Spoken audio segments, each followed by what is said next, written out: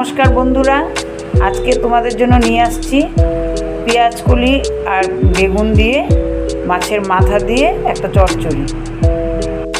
মাছের মাথা দিয়ে সাধারণত আমরা লাউ, মিষ্টি কুমড়ো, ডাল এইসব খেয়েছি, কিন্তু পেঁয়াজ কলি দিয়ে খেয়ে দেখো, খুব ভালো লাগবে।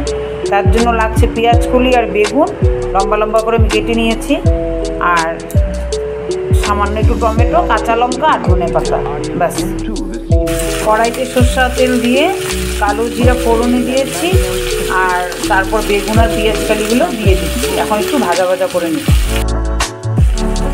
পেঁয়াজ কালিতে কিন্তু একটু নুন দিয়েছি আর একটু হলদি দিয়ে ভাজা ভাজা করে নিয়েছি। এখন আমি টমেটোগুলো দিয়ে দিচ্ছি।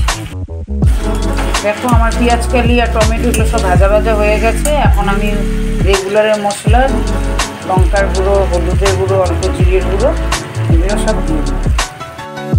এই রান্নাটা কিন্তু একটু ঝাল ঝাল হলে ভালো লাগে। পেঁয়াজ কালিটা মিষ্টি মিষ্টি তো, তাই আমি কয়েকটা কাঁচা লঙ্কা চিরাও দিয়ে দিয়েছি আর লঙ্কার গুঁড়োটাও একটু দিয়েছি। মশলাটা কষে গেছে, তাই আমি অল্প ঝোল দিয়ে দিয়েছি।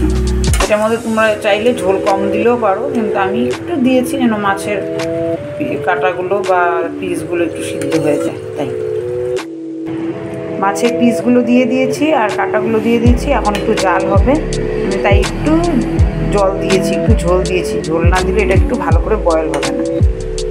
আমার বোয়াল মাছের মাথা ছিল। দেখো আমার মাছের মাথা দিয়ে পেঁয়াজ কালি দিয়ে তরকারিটা হয়ে গেছে। এখন আমি নামিয়ে নিই।